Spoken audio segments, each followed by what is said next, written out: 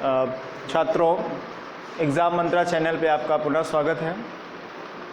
आज हम उस टॉपिक पे चर्चा करेंगे जो हमने नेक्स्ट वीडियो में बताया था कि शिक्षक, विद्यार्थी और शिक्षण पे।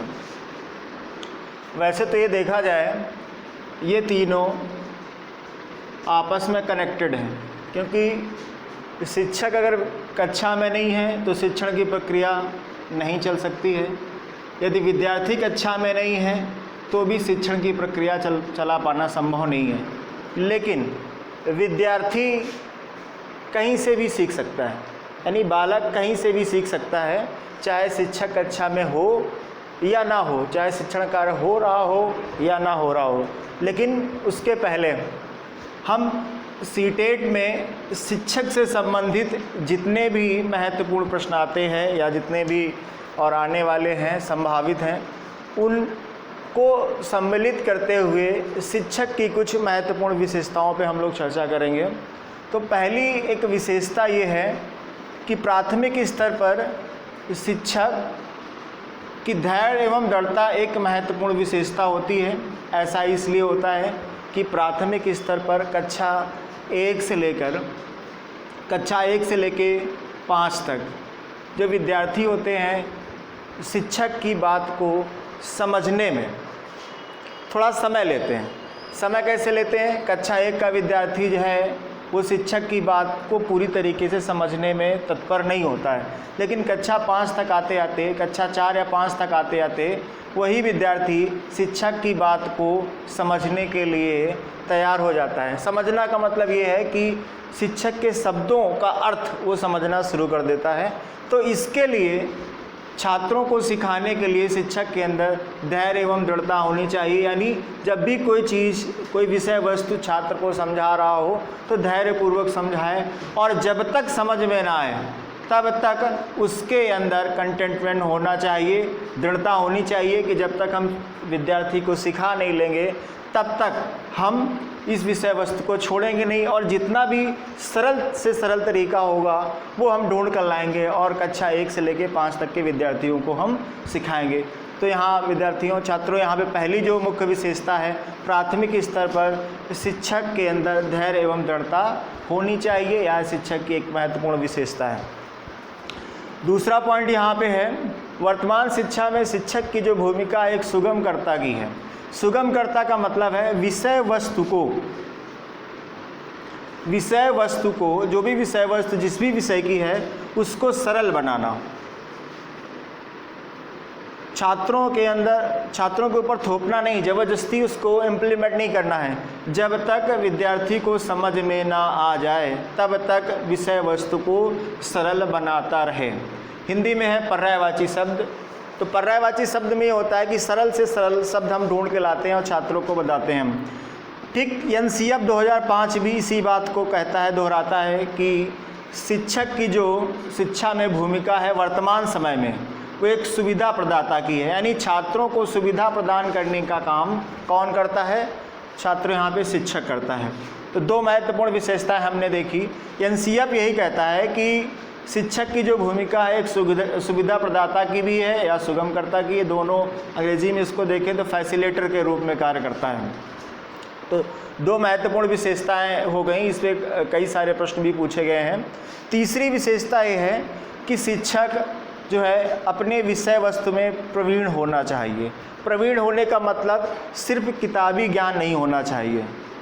किताबी ज्ञान नहीं होना चाहिए, किताबी ज्ञान होने के साथ साथ सामाजिक एवं व्यावहारिक ज्ञान भी उसको होना चाहिए। जब तक शिक्षक को व्यावहारिक और सामाजिक ज्ञान नहीं होता है तो छात्रों के अंदर जो भी विषय वस्तु है उसको दैनिक जीवन से जोड़ने में सफल नहीं होता है। तो तीसरी विशेषता जो महत्वपूर्ण है वो क्या है? विषय वस्तु में शिक्षक प्रवीण होना चाहिए। फिर चौथी विशेषता पे आते हैं, जब भी शिक्षक प्रश्न पत्र का निर्माण करे तो ये ध्यान में ज़रूर से ज़रूर रखे, अति आवश्यक होता है कि प्रश्न पत्र के निर्माण में संपूर्ण विषय वस्तु सम्मिलित की जानी चाहिए। सपोज करते हैं कि किसी भी पाठ्यक्रम में 10 टॉपिक हैं, तो 10 टॉपिक में 10 टॉपिक से कम मिनिमम 1 से 1 से 2 प्रश्न होने चाहिए। ऐसा नहीं कि केवल 5 टॉपिक से ही बना दिया प्रश्न पत्र को। तो ऐसा करना विद्यार्थियों के साथ धोखा देना है, ऐसा नहीं करना चाहिए शिक्षक को। तो ये 4 महत्वपूर्ण विशेषताएं हो गई। 5वीं महत्वपूर्ण विशेषता है कि सीखने के विभिन्न अवसर उपलब्ध कराए जाने चाहिए। किसके द्वारा? शिक्षक के द्वारा। जब तक तरह तरह के अवसर उपलब्ध नहीं कराए जाएंगे तो छात्रों के अंदर सीखने की तत्परता का निर्माण नहीं होगा। 5वीं विशेषता हो गई। 6वीं पे आते हैं। शिक्षक को शिक्षण करते समय कक्षा का वातावरण प्रजातांत्रिक बनाने पर जोर देना चाहिए। ऐसा इसलिए है कि छात्रों के अंदर भेदभाव पनपना शुरू हो जाता है। तो जब कक्षा का माहौल प्रजातांत्रिक होता है तो उस समय सभी को सीखने के समान अवसर उपलब्ध होते हैं और छात्र और शिक्षक के अंदर तालमेल अच्छा बन जाता है। शिक्षक जो है अपनी बात को फोर्सफुली ना करके एक सरलतापूर्वक विद्यार्थियों को समझा सकता है और कक्षा में ही एक विविधता का निर्माण होता है। विविधता एवं व्यक्तिगत भिन्नता को ध्यान में रखते हुए शिक्षक को शिक्षण कार्य संपादित करना चाहिए। तो छात्रों, शिक्षक की कुछ महत्वपूर्ण विशेषताएं 1 से लेके 1 से लेके 6 पॉइंट तक हम लोगों ने डिस्कस की हैं यहाँ पे। तो प्राथमिक स्तर पर शिक्षक की जो धैर्य एवं दृढ़ता एक महत्वपूर्ण विशेषता है। फिर दूसरी विशेषता है वर्तमान शिक्षा में जो शिक्षक की भूमिका एक सुगमकर्ता की, बहुत इंपॉर्टेंट है, सुगमकर्ता या सुविधा प्रदाता की या फैसिलिटेटर की है। तीसरी महत्वपूर्ण विशेषता यह है कि किताबी ज्ञान नहीं होना चाहिए, शिक्षक को विषय वस्तु में प्रवीण होना चाहिए। उसके बाद चौथी विशेषता है विषय वस्तु का संपूर्ण ज्ञान होने के साथ साथ प्रश्न पत्र के निर्माण में इस बात को ध्यान में रखना चाहिए। फिर 6वीं विशेषता है सीखने के विभिन्न अवसर उपलब्ध कराए जाने चाहिए। और 6वीं विशेषता ये है कक्षा में जो कक्षा का माहौल है वो प्रजातांत्रिक बनाने पर जोर देना चाहिए। प्रजातांत्रिक के साथ साथ कक्षा में जब तक विविधता नहीं है, यानी छात्र कई वर्ग से, कई प्रदेशों के या कई जिले के या कई राज्यों के एक ही कक्षा में जब बैठते हैं तो कक्षा में विविधता का निर्माण होता है। अगर एक ही समूह के विद्यार्थी हैं तो सीखने के विभिन्न अवसर उपलब्ध नहीं हो सकते। व्यक्तिगत भिन्नता पे भी जोर देना चाहिए, यानी प्रत्येक बालक की अपनी जो क्षमता है उसी को ध्यान में रखते हुए शिक्षक को प्रश्न छात्रों से पूछना चाहिए और प्रश्न करने के लिए छात्रों को प्रेरित करना चाहिए। छात्रों, 6वीं विशेषता से आगे बढ़ते हैं, फिर 7वीं पे आते हैं। शिक्षक की विशेषताएं पे हम डिस्कस कर रहे थे। शिक्षक को छात्रों की योग्यता के बारे में सकारात्मक सोच रखनी चाहिए। इस शब्द का या इस सेंटेंस का मतलब क्या है कि छात्रों में जो भी योग्यताएं होती है उसमें सकारात्मकता का मतलब ये है छात्रों पे विश्वास रखना चाहिए। जब तक शिक्षक छात्रों की योग्यताओं पर विश्वास नहीं रखेगा तब तक छात्रों के अंदर सकारात्मक सोच का निर्माण नहीं कर पाएगा।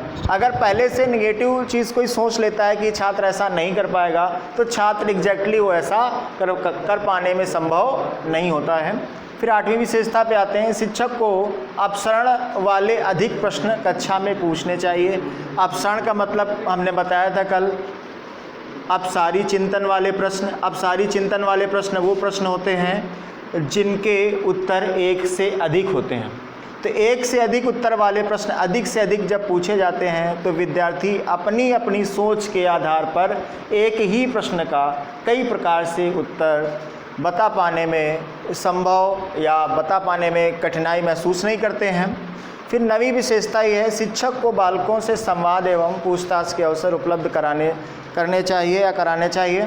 तो यहाँ पे संवाद एक वर्ड है, डायलॉग, और पूछताछ का मतलब है प्रश्न पूछने के अवसर जब तक शिक्षक नहीं देता है। अगर शिक्षक केवल ये कक्षा में जाकर अपनी बात को ही समझाता है, छात्रों की बात पे बिल्कुल ध्यान ही नहीं देता है, तो शिक्षक का जो एक हमने अभी पॉइंट बताया था, शिक्षक का जो एक दायित्व है कक्षा का वातावरण प्रजातांत्रिक होना चाहिए, तो फिर प्रजातांत्रिक ना होकर वो निरंकुशतावादी ये कह सकते हैं कि कक्षा वो बन जाती है। यानी केवल और केवल शिक्षक ही हावी रहता है छात्रों के ऊपर, छात्रों को अवसर नहीं मिल पाता है अपनी बात को कहने के लिए।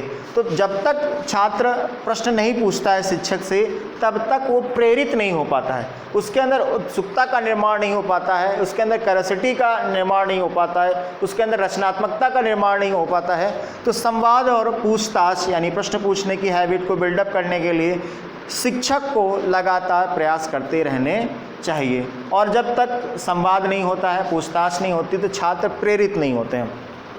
इसके बाद जो 10वीं विशेषता है, शिक्षक को विद्यार्थियों के अनुभवों को सम्मान देना चाहिए। अनुभव का मतलब है यदि किसी समस्या के प्रति छात्र अपना कोई विचार प्रस्तुत करता है तो छात्र के उस विचार को शिक्षक को सम्मान करना चाहिए, उसको नेग्लेक्ट नहीं कर देना चाहिए या ये मान के नहीं छोड़ देना चाहिए कि तुम इसके बारे में क्या जान सकते हो। जैसा कि एडिसन के बहुत सारे ऐसे थॉट्स को उसके शिक्षक ने डिनाई कर दिया था मानने से, लेकिन आगे चल के वही जो छात्र था आगे चल के दुनिया का एक बहुत बड़ा साइंटिस्ट बन के निकला।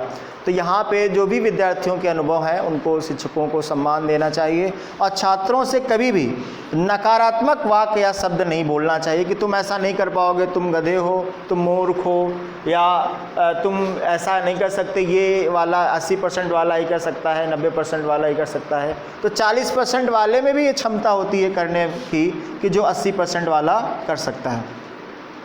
तो इसलिए छात्रों ये 10 पॉइंट हो गए महत्वपूर्ण। आगे फिर नेक्स्ट वीडियो में हम आपको विद्यार्थियों के बारे में, विद्यार्थियों की महत्वपूर्ण विशेषताएं क्या हैं, शिक्षक से जुड़ी हुई और शिक्षण से जुड़ी हुई, उन पे हम लोग डिस्कस करेंगे। और ये एग्ज़ाम मंत्रा चैनल देखते रहिए, इस वीडियो को ध्यान से देखिए। मिलते हैं फिर नेक्स्ट वीडियो में, तब तक के लिए धन्यवाद।